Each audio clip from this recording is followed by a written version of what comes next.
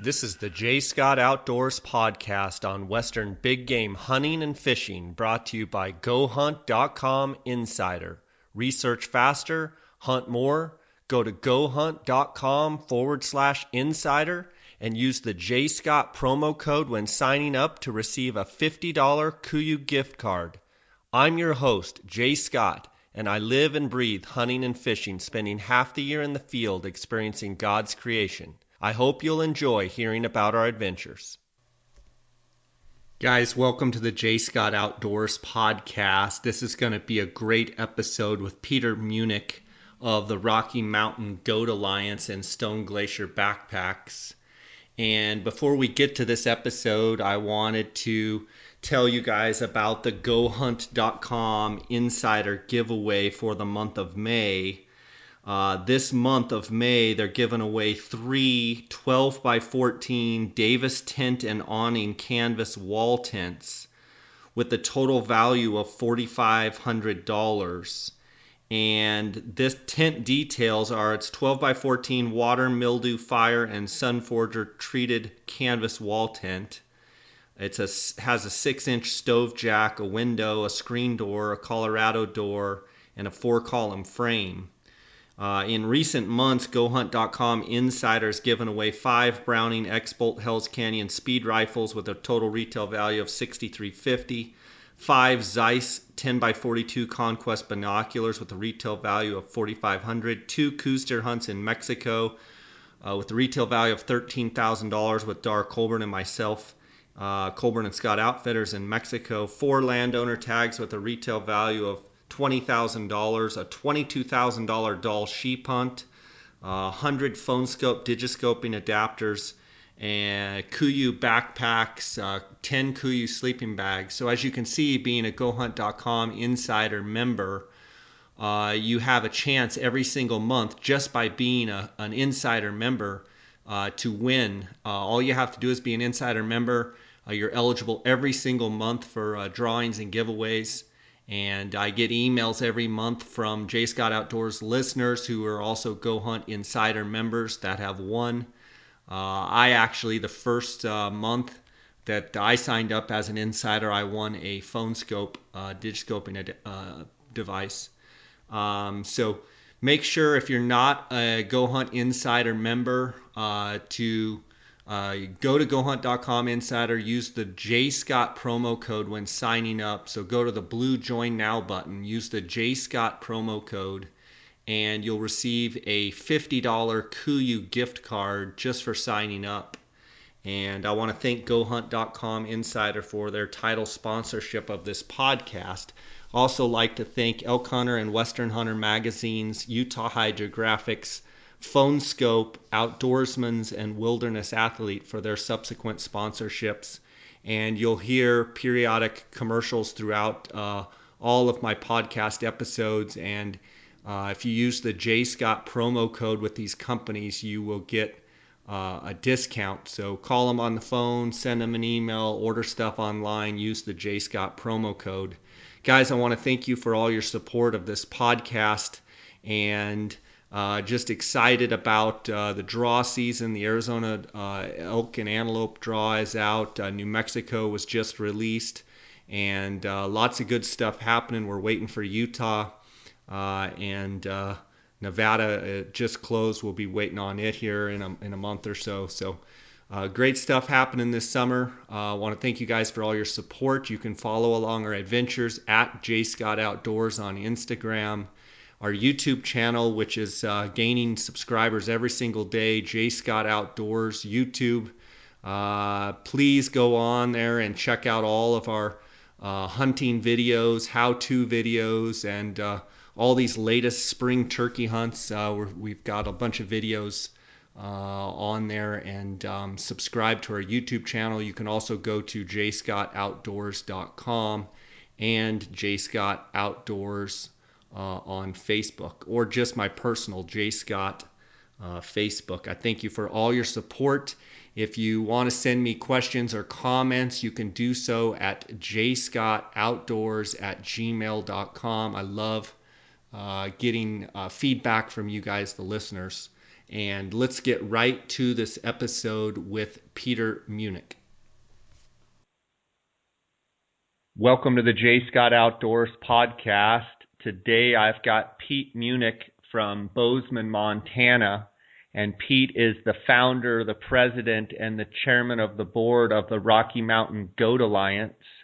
And I met Pete up in Utah at the Salt Lake City Western Hunting and Conservation Expo. And Pete was working at the Stone Glacier booth and the Rocky Mountain Goat Alliance booth. And we had a great conversation, and he said he is a podcast listener, and I'm excited to have him on the podcast today to talk about the Rocky Mountain Goat Alliance and Stone Glacier. Pete, how you doing? I'm doing very well. Thank you for having me on. Yeah, I look forward to it. So why don't you give me a little background on yourself? I understand you live in Bozeman, Montana. Give me a little background on yourself and then how that background led into your starting the Rocky Mountain Goat Alliance. Sure. I grew up in Cincinnati, Ohio, bow hunting in the suburbs, and got the chance to apply to colleges out of state. And my one demand was that we would have over-the-counter health tags wherever I wound up going to college. So Montana and Colorado were high on my list, and I chose Montana State University, moved to Bozeman, Montana in 2007, and been here for about 9 years now. Got into elk hunting pretty quick, and then living in a place like Montana gives you a lot of different opportunities throughout the year. So quickly began hunting just about everything else I could, picked up fly fishing, and just fell in love with the place. Yeah, it's a beautiful place for sure. And so going to Montana State University, what were you studying there besides girls? Yeah, exactly. I was bugling elk, girls, and environmental science. And fly fishing on the side? And a little bit of fly fishing. I got a minor in fly fishing. That sounds good. And how did you find your experience at Montana State? Did you enjoy that? Yeah, I absolutely college? Loved it. Yeah, it's an incredible school to go to. Bozeman's certainly a college town, and I still live here today. So I'm proud to be a Bobcat. That's awesome. And so with all your different hunts and all the things you were doing, tell me how the Rocky Mountain Goat Alliance was formed and how you got the idea and how you brought it to fruition. Right. Yeah. My first year out of college, I drew a mountain goat tag here in Montana, and I had only been a resident of the state of Montana for a couple of years at very few points, and beat all the odds and drew a mountain goat tag just south of Bozeman in Unit 314. And very quickly began to do my homework. At the same time, I actually met a good friend of mine, Brendan Burns, who had been applying for the same tag his entire life, born and raised in Montana, and never pulled it.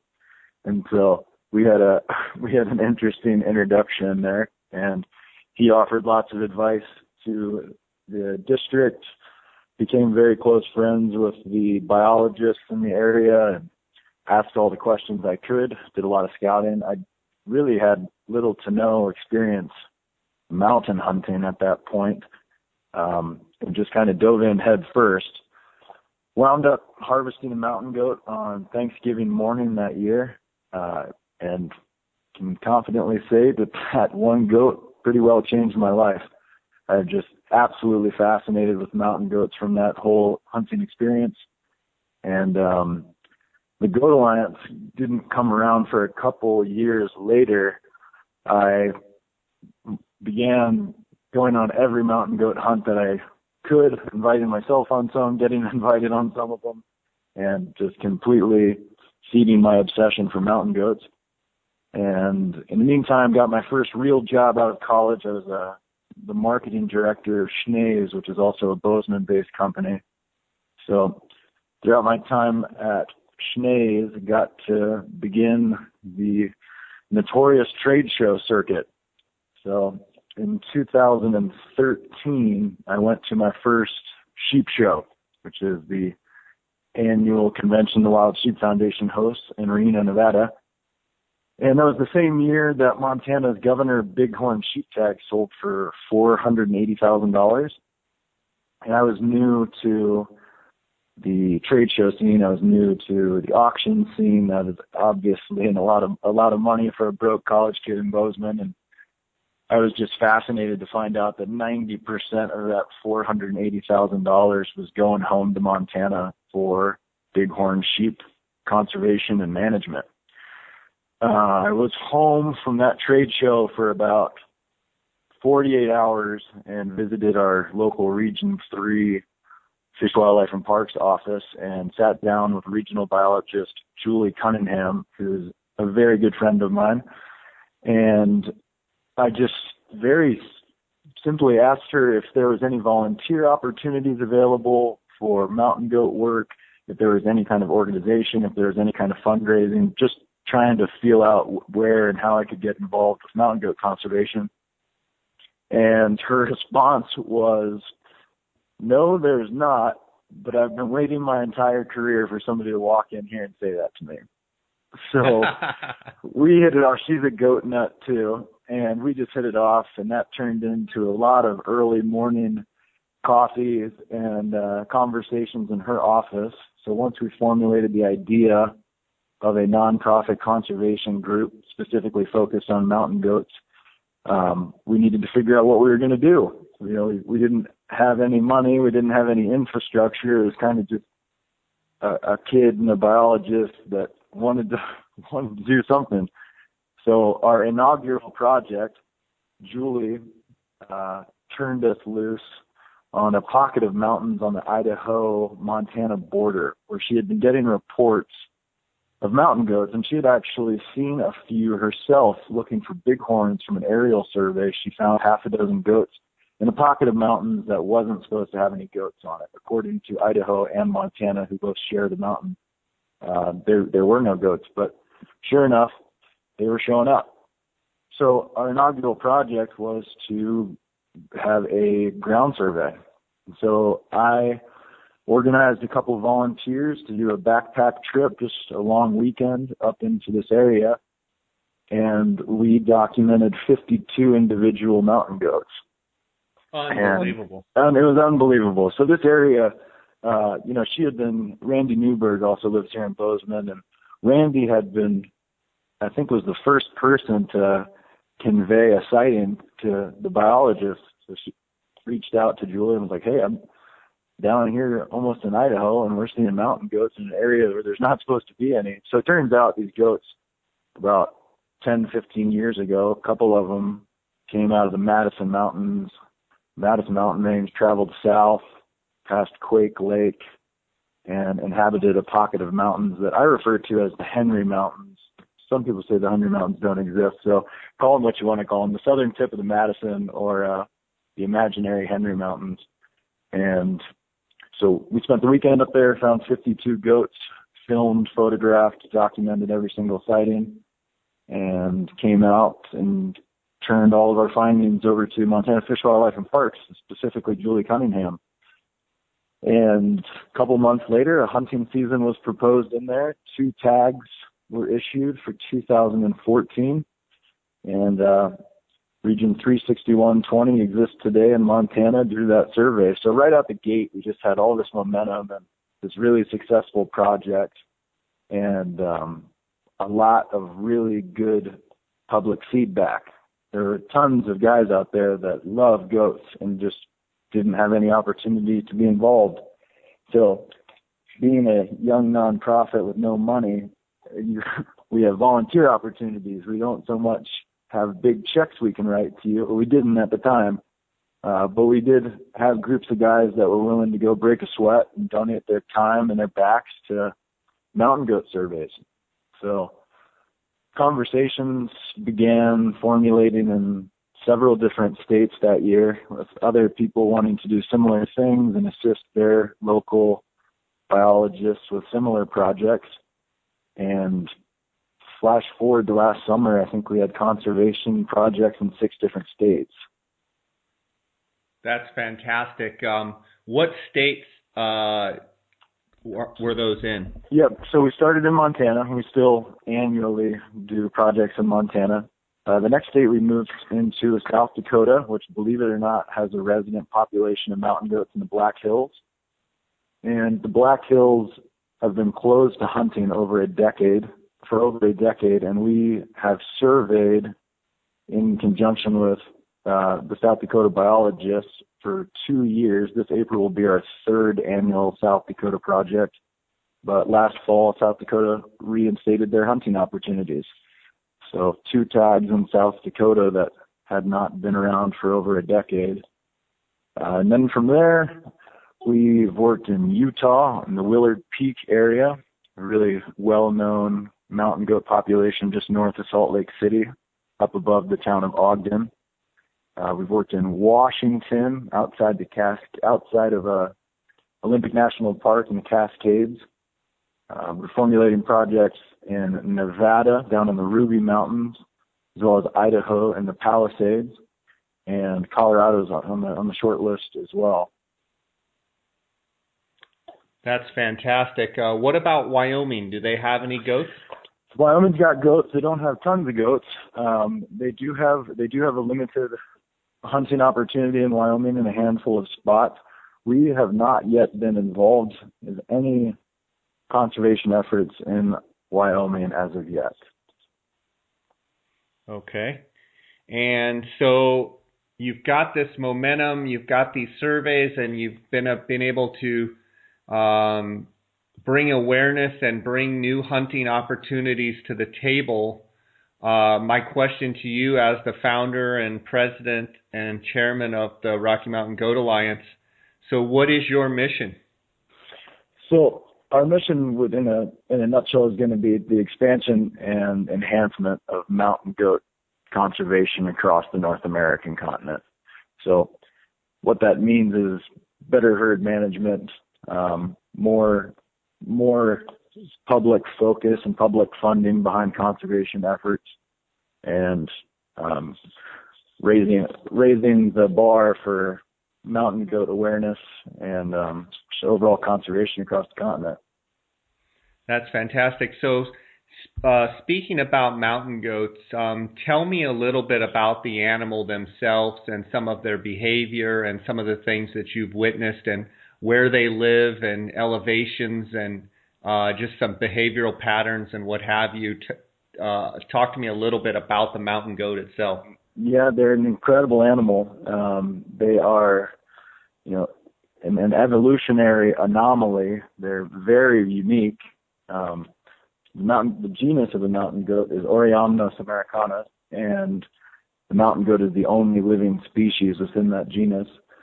About I think it was 10,000 years ago, there was another species of wild goat in America that has gone extinct, and that goat lived as far south as Mexico.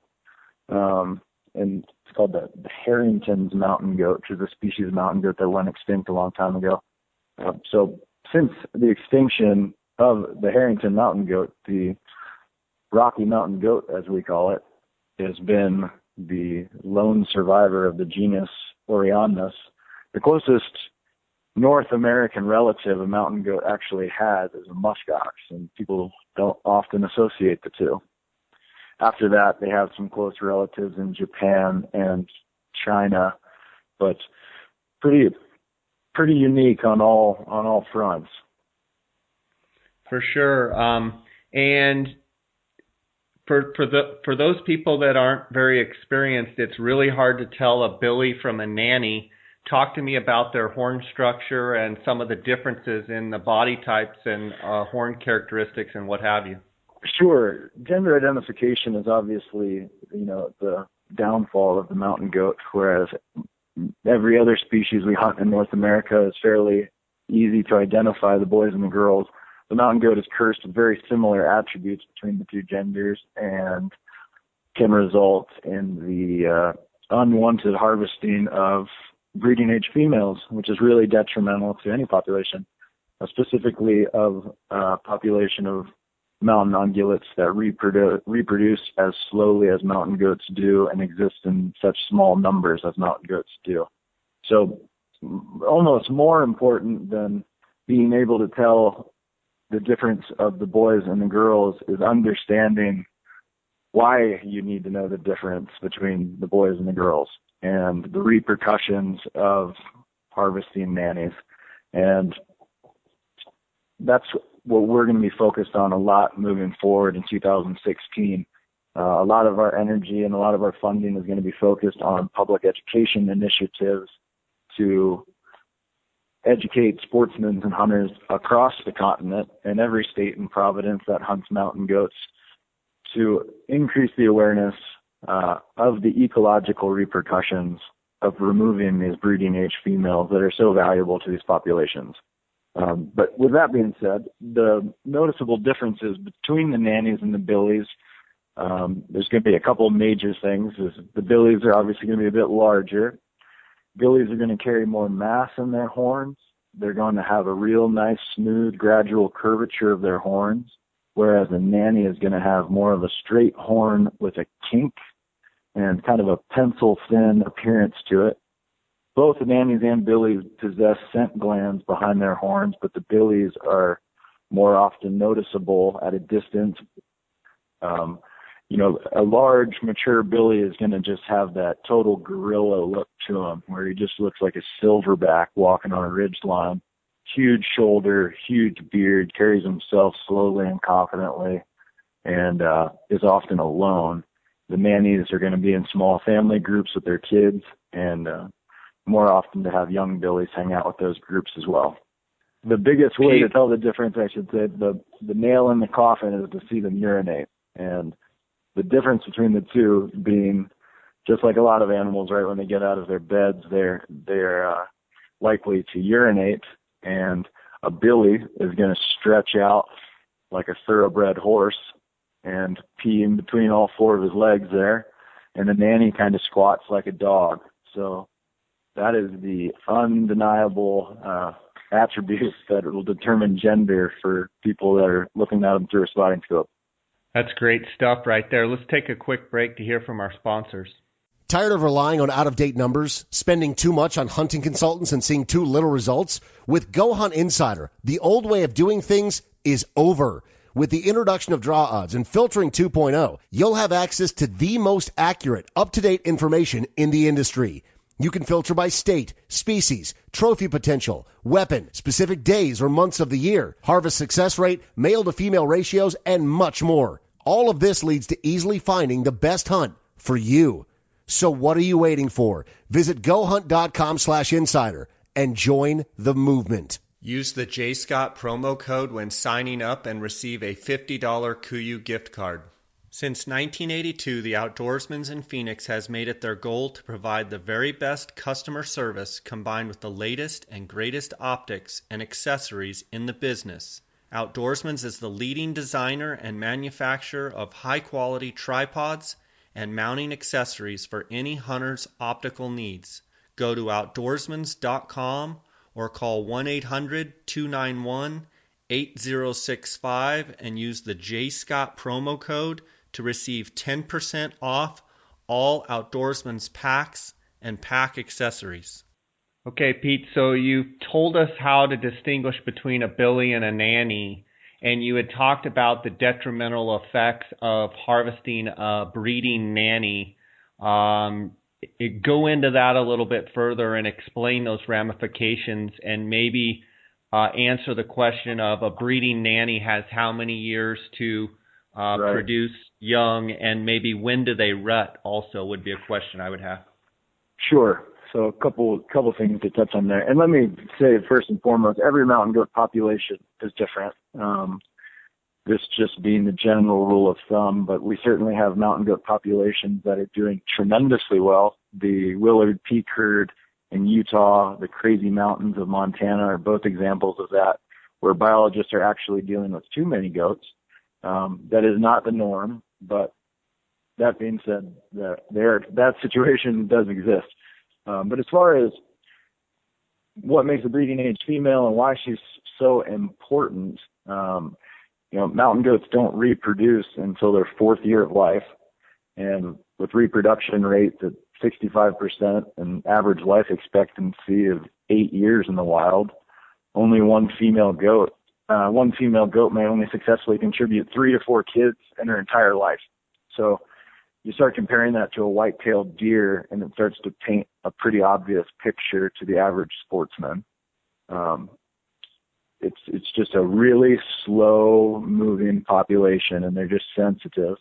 So when an adult nanny is harvested, all of her future reproduction's lost. She's never going to contribute another kid to the mountain.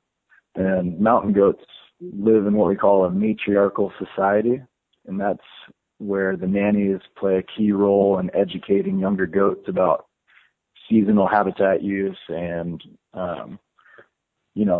how to survive on the mountain.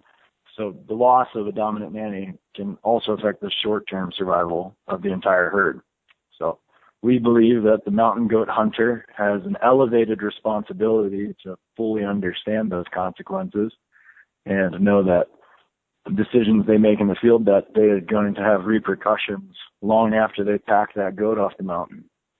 For sure. Does length of horn play into being able to differentiate between a billy and a nanny? Certainly or not a exactly. giveaway. It's not a characteristic I would bet on. We've seen nannies that are well over 12 inches and their billy's right up there too. So some nannies are very deceiving, particularly in their horn construction. I've seen a lot of nannies that have real sweeping curvature to them. And if you see them from one angle, it's, man, there's no kink in that horn. It's sweeping back just like a billy should. Sure enough, it's a nanny. So we like to preach to pay attention to every gender identifying attribute, not just one. So again, the goat urinating is the dead giveaway, and that's a perfect situation. You don't always get to see that. So looking at half a dozen different attributes before you make up your mind is really important. Absolutely. You had talked about the crazies and talked about the Willard Peak herd. What is it with those herds that are so robust and that the sheep population is expanding and doing so well? So both of those populations are introduced, or reintroduced, I should say. The Willard Peak area is reintroduced. The Crazy Mountains are actually, they were never there to begin with, but they introduced them back in the 20s. Across the continent, introduced mountain goat populations, on an average, do really well. They're super robust. They're tough and they're gritty, and introduced populations across the board are they seem to be burlier, and nobody really has an answer for why that is. And some of these native populations are pretty sensitive. So that's a really glaring thing when you look at mountain goat populations across the continent. Some of the mountain goat populations that are doing their worst, almost all of them, are native populations, and these introduced groups do really well. And it's likely a combination of, you had this great alpine habitat that wasn't being utilized, and hey, this biologist was smart enough to put an animal there, and it did really well. But you don't see the type of success in other species introductions as you do in mountain goats. So the crazies, brought them in the 20s. They did really, really well. Population spiked, and then back in, I believe it was like the 70s, they almost all died. So a huge population collapse, and nobody knew why. And today we probably would do quite a bit more testing on these animals, but it was pretty much just chalked up as a implosion of the population, and that was that. So the mountain goats were almost entirely wiped out of the Crazy Mountains. Hunting was closed for a very long time. Flash forward to 2016, we have about 350 mountain goats in the Crazy Mountains, which is the exact number they had when they all died a couple decades ago. So the regional biologist of the Crazy Mountains, Karen Lovelace, is living in fear of another population collapse. So in an effort to avoid that, the Crazy Mountains offer more mountain goat hunting opportunities in several western states combined. So pretty unique place. And then to move on to Willard, Willard's just a total success story. They started with 6 goats back in 1994. And then in 2000, they added 5 more. And I think they've got over 250 mountain goats up there now. So Willard has been just growing like a weed. And Utah is very proactive with their mountain goat management and conservation, and utilizes that Willard Peak herd to augment and to seed other mountain goat populations across their state. So Utah is home to some really impressive mountain goat populations, and it's almost all due to the hard, proactive approach that they've taken with their mountain goat management plan. That's fantastic. Tell me about the time frame when the goats will breed, the prime breeding Sure. season. So it's going to be late November, and just like every other animal, every spot's a little different. Every population is a little different, but they're going to rut in late November, and you're going to see a lot of that activity around Thanksgiving. So that's when you're going to see billies pursuing nannies real closely, getting away from their normal behavior like we see in every other animal during the rut, and possibly making a fatal mistake in front of a sportsman, which happened to me a couple of years ago here in Montana. Yeah, absolutely. And a lot of times, well, first let me ask, what is the typical terrain that the goats will live in, both for billies and nannies? Right. Yeah. My favorite expression about mountain goats is the goat hunt starts where the sheep hunt ends, and that'll probably tick off some of our sheep hunting listeners, but there's a little bit of truth to it. Goats inhabit some gnarly stuff, and it seems to be the alpine zone that no other animal really wants to touch, and that is for a number of reasons. One, the security and safety of the cliffs, and 2, it's just how they've evolved. You spend that much time up there, and that's home. So they're built for it. They are incredibly well-designed mammals, completely built for climbing. They're strong as an ox. They have incredible traction and incredible balance, and they're just 100% designed for the gnarliest spot on the mountain. So the billies like their solitude. You're more likely to see a billy on some crazy solitude cliff off in the distance than a nanny. The nannies have got a job to do, and that's to raise their kids and to, live in these big family groups. So they're trying to keep everybody fed and keep everybody safe, whereas the billies kind of want to be alone most of the year. And then moving later into the hunting season, you're going to see mountain goats grouping up more like any other population of animals would during the breeding season, and the billies coming out of some of those gnarly cracks and holes to pursue a breeding a nanny. And what elevations will they be in? Sure. 11,000 feet and higher, or? So they range from the ocean up to the top of the 14ers in Colorado. You've got goats on the coast in British Columbia and Kodiak Island and throughout southeast Alaska. There's even a photo of a goat swimming in the ocean at Homer, Alaska. And then they range all the way down through Canada into Washington and into Oregon and Wyoming and Montana, and all the way down now into Nevada, which is the most southerly mountain goat population in the world. But I'd say their highest elevation is going to be the 14ers in Colorado, and lowest is going to be right there down by the ocean in Kodiak Island in British Columbia. One thing you didn't talk about is British Columbia and Canada and Alaska. Yep. Are there more goats in Canada than the United States combined, or where is the biggest population of goats? Definitely British Columbia. British Columbia is the mecca of mountain goats. There are more goats in Canada than all of America combined, and it's been that way for a long time. What is like the estimated total in Canada? I have to look that up. Or what is the estimated total in the United States? Like, I mean, do we have 5,000 animals worldwide, or do we have 10,000 or I think we're in the 1,000? ballpark about 20 to 30. Okay. And what is it about Canada? Just the habitat that makes it, BC is just perfect habitat for goats? Yeah, it's just kind of an endless ocean of perfect mountain goat habitat. British Columbia is big, wild, and untamed, and that's exactly what the mountain goats need. So down in the lower 48, we have these micro populations inhabiting, small spot here and a small spot there.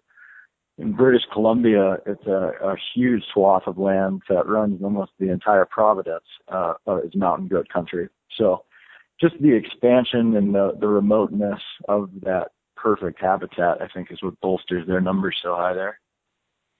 So with the Rocky Mountain Goat Alliance, has Canada been accepting of the Rocky Mountain Goat Alliance, and is there any, are there members from BC and from Canada, and is there efforts, or will there be efforts for the Goat Alliance to be involved with the Canadians? Yes, absolutely. We have great relationships with several of the Canadian provinces that are home to mountain goats. We have the leading mountain goat coastal biologist of British Columbia sits on our board. His name is Steve Gordon. Coastal Alaskan regional biologist of mountain goats, Kevin White, also sits on our board. So we've got some of the heavy hitters of the region.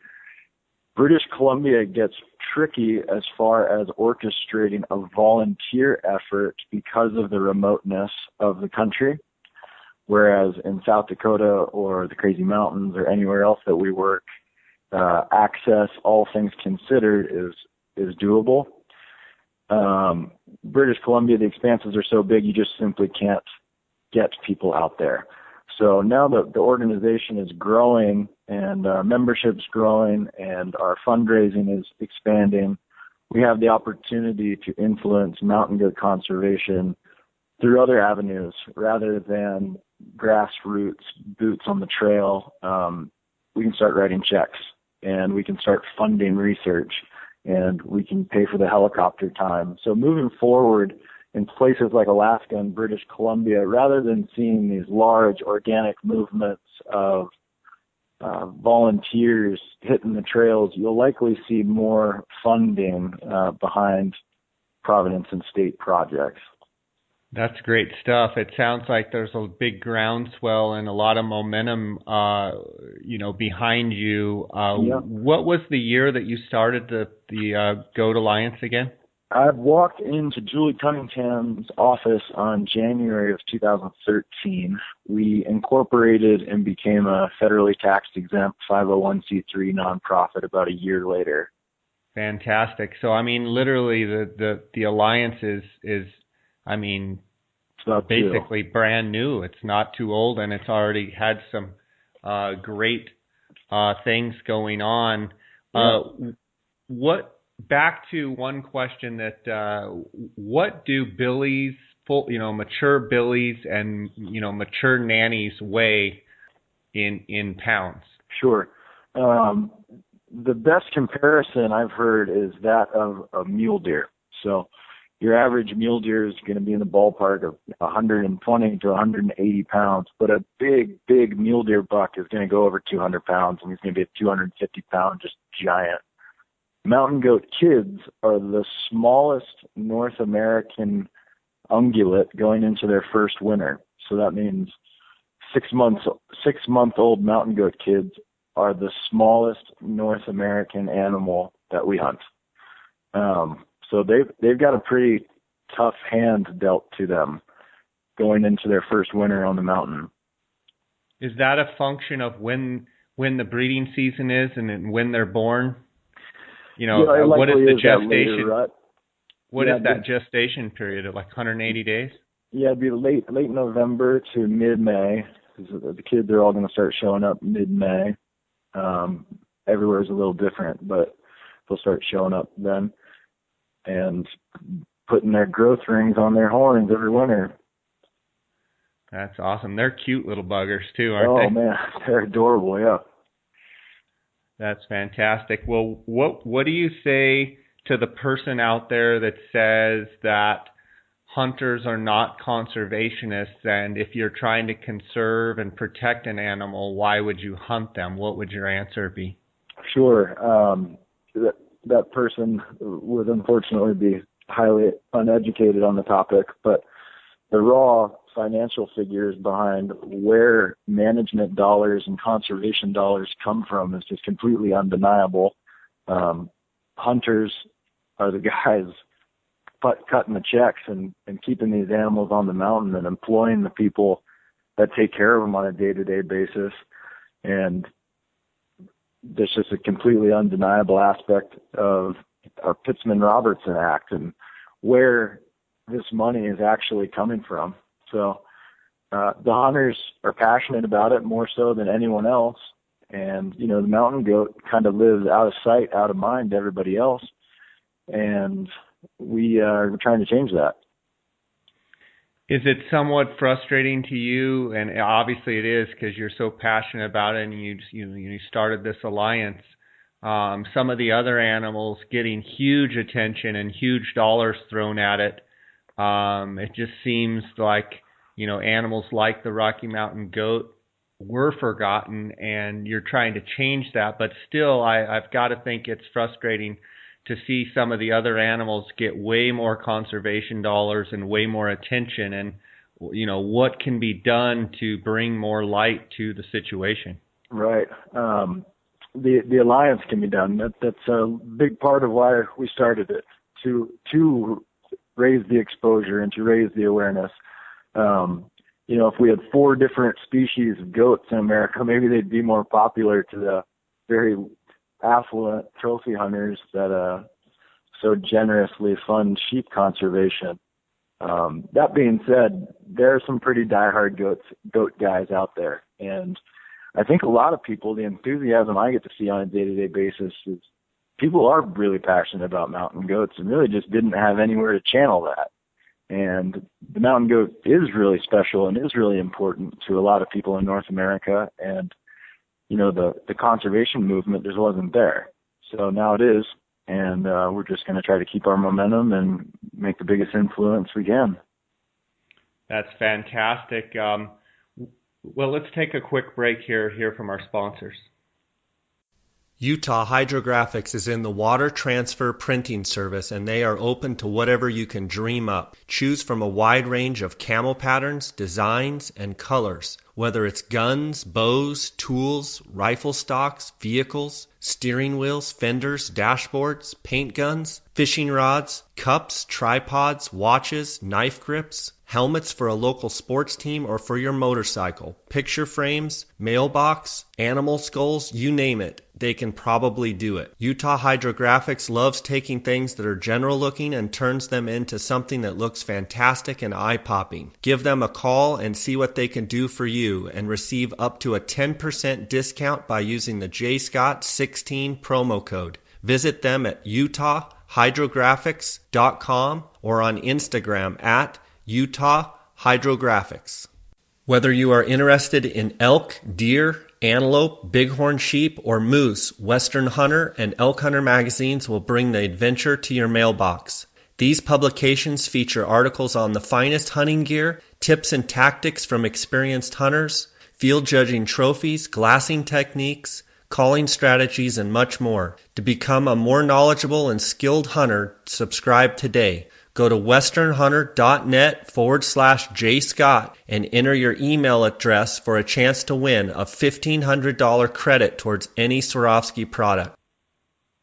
Okay, Pete, for those people that are listening that want to support the Rocky Mountain Goat Alliance, I want you to tell them directly what the best thing they can do to help you is. Sure. Yeah. If you've hunted goats, if you love goats, if you care about mountain goats' future on this continent, I strongly encourage you to visit goatalliance.org and purchase a membership. An annual membership's only $35, and you will be funding the lone conservation movement specifically for Rocky Mountain goats in North America. Memberships are available through the website. We offer an annual membership for $35, a 3-year membership for $100, and a lifetime membership at a very affordable $500.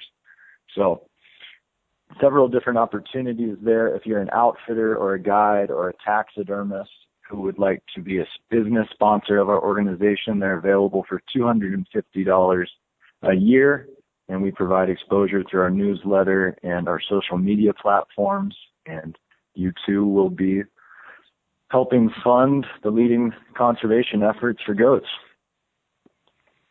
That's awesome. Do you travel around bringing awareness, and how do you approach new members, and what is your what are your goals with the Alliance? Sure.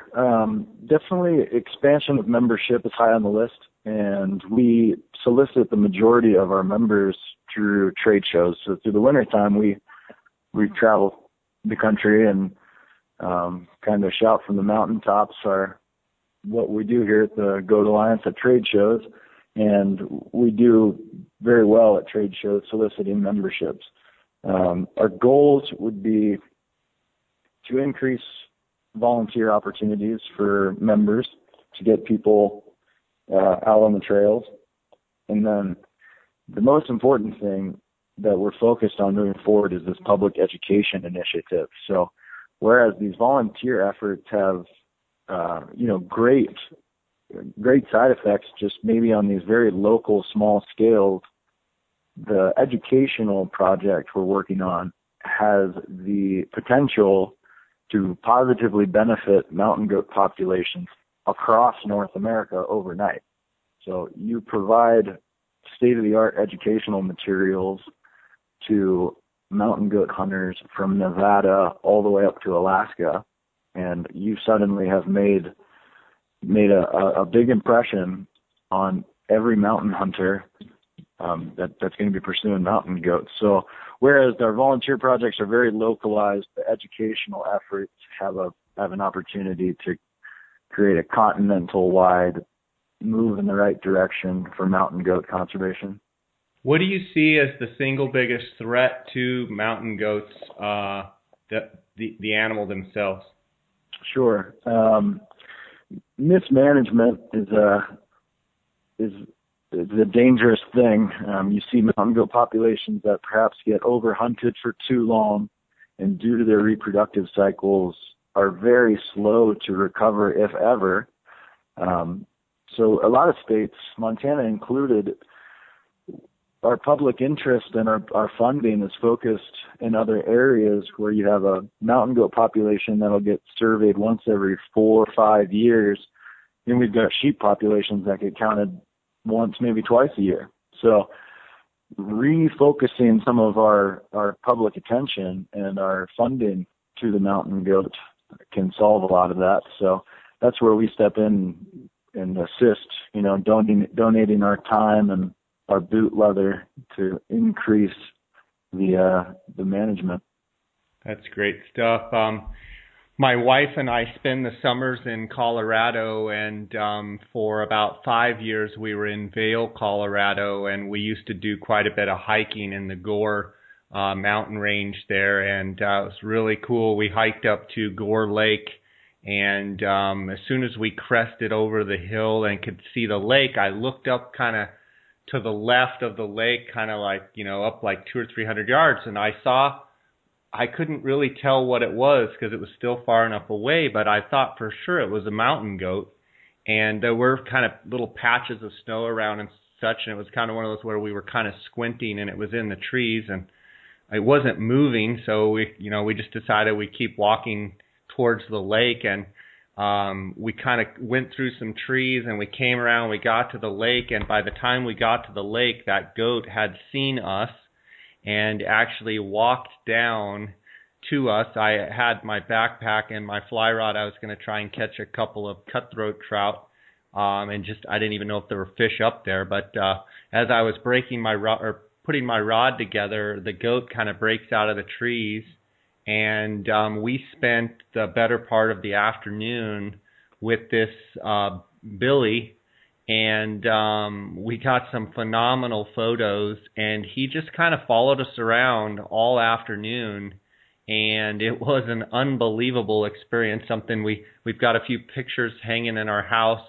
and it's something that we talk about a lot, and that this goat was, just he would get about 10 yards from us, and we wouldn't get any closer. That's just, but we would kind of work our way over and, sit on a rock, and he would kind of just ease his way over, feeding and what have you. And it was one of the coolest experiences that we've ever had. And, it was just interesting that he was so curious about us that he was willing to, let his guard down and, come trust us. And it was really cool. Have you had anything like that happen before? Oh yeah, I've had lots of cool experiences pretty similar to that. That typically only happens where the mountain goats are fairly habituated, which is a handful of spots that a lot of people frequent. Just outside of Bozeman, Montana here, we have the Bridger Mountain Range. And the highest peak in the Bridgers is a mountain called Sacagawea. And Sacagawea is home to lots of mountain goats. And there's a very well-used trail right up to the top. And it's about a 2,000-foot climb. And you can have some pretty memorable experiences with mountain goats up there. You also run into situations like you do with any other habituated animal where problems can arise from that situation. Dogs have been gored. Just the lack of space between wild animal and human doesn't always get respected. So sometimes situations can arise. There was a gentleman in Olympic National Park in 2010 that actually was fatally gored by a mountain goat, and the national park has since proposed the removal of all mountain goats from Olympic National Park. So that's another hot topic out there on the West Coast. Yeah, well, the reality is that people should be more aware of the wild animals, and if in fact that goat would have come and gored my wife or I, that would have been our own fault for getting that close to it. Sure. So I hope people realize that, when you do have those experiences with wild animals, you're in their territory, and, if you get too close, they have every right to, butt you with their horns. So, sure. It's just unfortunate that things like that happen. I want to talk to you about Stone Glacier packs, but before I do that, I want to make sure that from your perspective, we covered everything about mountain goats and the Goat Alliance, and you've given ample opportunity for people to find out where you're at, and so that they can support the Rocky Mountain Goat Alliance. Yeah, I just encourage anyone and everyone who's mildly interested or passionate about mountain goats to join us in the field. We'll be having conservation projects all over the place this coming summer. They're all getting kind of put on the calendar as we speak. And show your support. Buy a hat, buy a membership, and join the alliance with us. We need all the support we can get.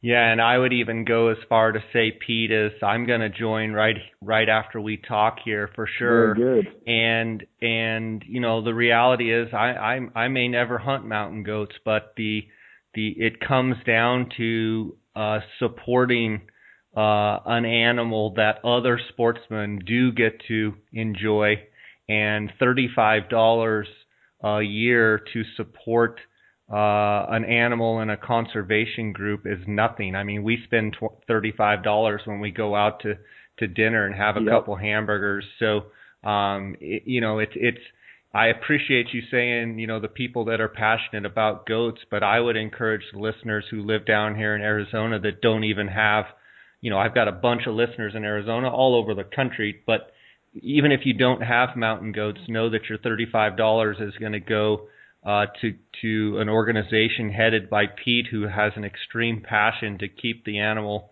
moving in a good direction. So I would just encourage all the listeners to listen to this podcast and definitely spend the $35 and think very, very hard about becoming a life member and spending $500 to support an animal that you may or may not get to hunt, but know that there's a lot of sportsmen that do, and every little bit counts. And also I would encourage, if there's people out there that would like to make bigger donations, I'm sure Pete, if you contact Pete through the Goat Alliance, I'm sure he can figure out ways that people can, if you want to write a big check, this is a great organization to do that. And I encourage you, if it's on your heart to do that, what an opportunity to help out a awesome animal. And so get a hold of Pete for sure, and let's support these Rocky Mountain goats.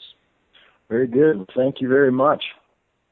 Yeah, well, thanks for informing us about the goats. I want to talk to you about Stone Glacier. Sure. And your responsibilities at Stone Glacier, and maybe for the listener out there that's not aware of Stone Glacier, what Stone Glacier is all about. Sure. Stone Glacier is a Montana-based ultralight backpack company, started and founded by Kurt Roscoe, who is my boss and the designer of our backpacks. I'm the general manager of Stone Glacier. I've been working with Kurt for 3.5 years now, just for about exactly as long as the backpacks have been sold publicly. I believe it was in 2012, Kurt came to Schnee's with Generation 1 of Stone Glacier and entered into a retail exclusive agreement with Schnee's, where Schnee's was the only company selling the backpacks for a while, and that's where I happened to work. And Kurt and I hit it off very well, and I was building backpacks after hours in my garage for him, and running around doing errands and getting stuff to the mail, and just kind of day one stuff on the Stone Glacier timeline. But it really was the foundation of the career I have now and the relationship I have with Kurt now. I guess it was September 2014.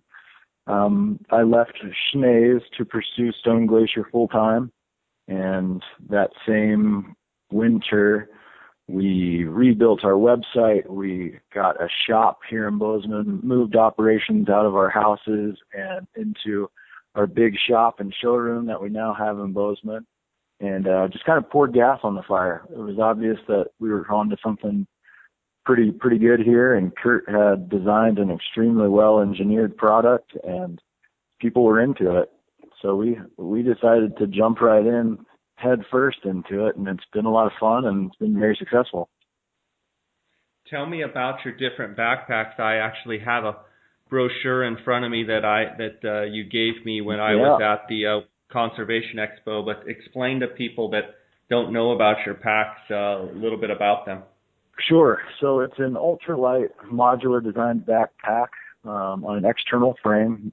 So we have everything ranging from small day packs in the 17 and 1800 cubic inch range, all the way up to Goliath 7400 cubic inch backpacks and everything in between. So all of our backpacks are built on our same crux frame, and that crux frame gets its structure from carbon composite stays. And on the backside of that frame is our Keystone load shelf, which is the load hauling capabilities between our frame and bag. And beyond that is the selection of bags, which range from the little day packs all the way up to the big giant sheep hunting packs. So. And what material are the packs made out of? The majority of the bag is Cordura 500, which is a material several backpack manufacturers use. It's a very robust, very durable, water-resistant fabric. We also build with a fabric called X-Pack. X-Pack is 100% waterproof, and we've incorporated that into certain areas of our frame and backpack where we felt we needed a waterproof fabric. Those areas being the frame, the load shelf, the backside of the backpack, and the bottom of the backpack. And the reason being for that is if you're packing 80 pounds of bloody meat in a load shelf, we don't want blood saturating into your bag, into your clothing and gear. We don't want blood saturating through the frame to you. And if you were to set your backpack down into wet grass, we don't want anything penetrating through the bottom panel of our backpack. So we incorporated 100% waterproof fabrics where we saw necessary, and maintained a very minimalist design in doing so. What kind of weights are we talking on some of these backpacks? Not only the weight of the pack, but some of the carrying capacity as well. Yeah, they range from between 3 and 5 pounds, and we load rate them up to 150. And that's a pretty heavy backpack for anybody that's ever saddled up that much weight before. It'd be hard to walk with much more than that. That being said, Kurt has tested his frame far beyond the 150 advertised load rating to investigate what the limit would be, and he was unable to find it. So I think he was welding 100-pound steel plates together and got up to like 400 or 500 pounds or something and just couldn't pick it up anymore. He was picking it up with a crane, and then he'd put it on his back and release it off the crane, and he was just trying to test it to its breaking point and never found it. Wow, that's cool. There's some photos of it on our website there. So you are the general manager, and part of that job is you're putting backpacks together constantly. That's right. Yep. It's a pretty labor-intensive assembly that happens here in Montana. Our backpacks are 100% made in America from start to finish, and the majority of the assembly happens right here in Bozeman, Montana. So it's a pretty technical piece of gear, and it requires quite a bit of time and fancy finger work to get them built up and out the door. So quite a bit of time invested into each backpack by the time they're shipped out the door. And for the listeners out there, they can go to stoneglacier.com and see more about the backpacks and all the different models and styles. Definitely. Have you guys heard about PhoneScope? PhoneScope is a privately held company that makes custom-molded, precisely engineered smartphone digiscoping adapters. Photographing wildlife has never been easier. Take digiscoping photos and videos from your smartphone and share them with your friends. PhoneScope stands behind their product with a 100% money-back guarantee. PhoneScope is the future of digiscoping. Get yours now. Use the JScott16 promo code and receive 10% discount on all purchases. Check them out at PhoneScope, that's PhoneSkope.com, or on Instagram at PhoneScope. Wilderness Athlete is committed to improving the health and quality of life for the outdoor athlete by providing field-tested, scientifically validated nutrition and sports performance products. Check them out at wildernessathlete.com and use the JScott promo code to receive 10% off any order. And have you been using these on a bunch of your hunting adventures and on some of these surveys and such that you've been going on? Yeah, I have. I've been using them exclusively for going on 4 years now, and I'm the biggest fan there is. I think it's an incredibly well engineered backpack, and just every backpack, we like to say every backpack, does well with 20 pounds in it. And it's when you get that 80, 100 pounds in a pack is when things start to show their true colors. And the Stone Glacier design in the Crux frame shows its true colors with that kind of weight, and it's incredibly comfortable. And it's unbelievable how many veteran mountain hunters we have saddle up in our frames and are just totally mind blown by, one, how light the setup was to begin with, and two, how comfortable a heavy load actually is and how secure that heavy load is on your back due to the design of our load shelf. Awesome stuff. Can you give me a kind of hearing conclusion for the listeners out there that are kind of new to backpacking? If you were planning a backpack hunt, how would you load your pack as far as, lightest stuff, heaviest Sure. stuff? Walk me through a little bit how that would work. Sure. So the physics behind our frame is the idea of keeping the heaviest part of your load closest to your center of gravity. And so the point there being, the further away heavy stuff migrates away from your back, i.e. your center of gravity, the more it's going to pull you backwards. We can't change gravity. 100 pounds is 100 pounds is 100 pounds. What you can do is change the effects that 100 pounds is going to put on your body and how that negatively will affect you while hiking or packing that heavy load. So the idea of vertically orienting heavy things up and down your back as close to your center of gravity as possible results in the least amount of forces working against you. So if I was packing a backpack, I always put my sleeping bag in the bottom, and then I try to work at an angle, working my heaviest stuff from the outside of the bag, from the bottom outside of the bag to the top inside of the frame, orienting heavier stuff so the heaviest part of my load's kind of right between my shoulder blades. If you're packing meat or an animal, that's your heaviest part. So pretty obviously the meat or the cape or the horns is going to go into the load shelf area and be compressed directly against that frame. Great stuff there.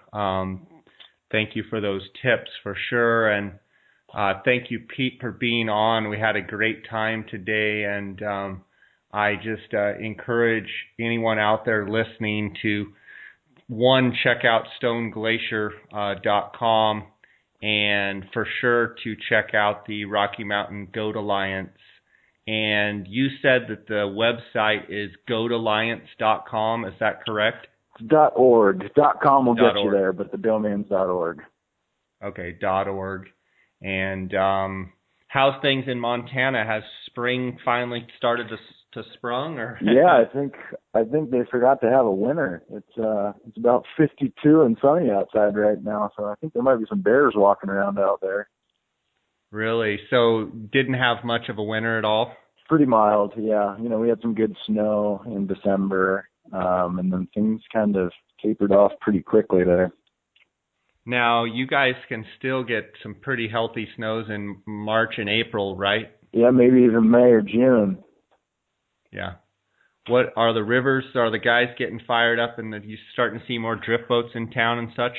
Yeah, absolutely. Just this past weekend was kind of the flip of the switch. It seemed to be drift boats all over Main Street, and I had countless buddies hit the river this past weekend and do really well. So spring fishing is certainly upon us. Are they talking about blue-winged olives yet, or what, midge fishing, or what is it? I think it's just a lot of midge fishing. Yeah, I didn't go out this past weekend, but I had a close group of friends fish the upper Madison River around Ennis, Montana this past weekend and just absolutely crushed it. So it's happening. Cool. It's happening. Well, Pete, I really appreciate you spending time with us and coming on, and it was great to meet you up in Utah, and I appreciate your support of my podcast, and just look forward to seeing you again down the road here, and keep up the great work. Guys like yourself that devote their volunteer time to, be passionate about an animal. It's one thing to talk about it, but it's another thing to, spend as much time as you do, and you do a lot of things and don't get thank you. So, I know that's not why you do it, but I just want to say thank you for your hard work, and thanks for your passion for that special animal, and keep up the great work there. Well, I appreciate that, and thank you very much for having me on. I really, really appreciate it. All right, buddy. You take care, okay? Okay, CJ. All right, bye.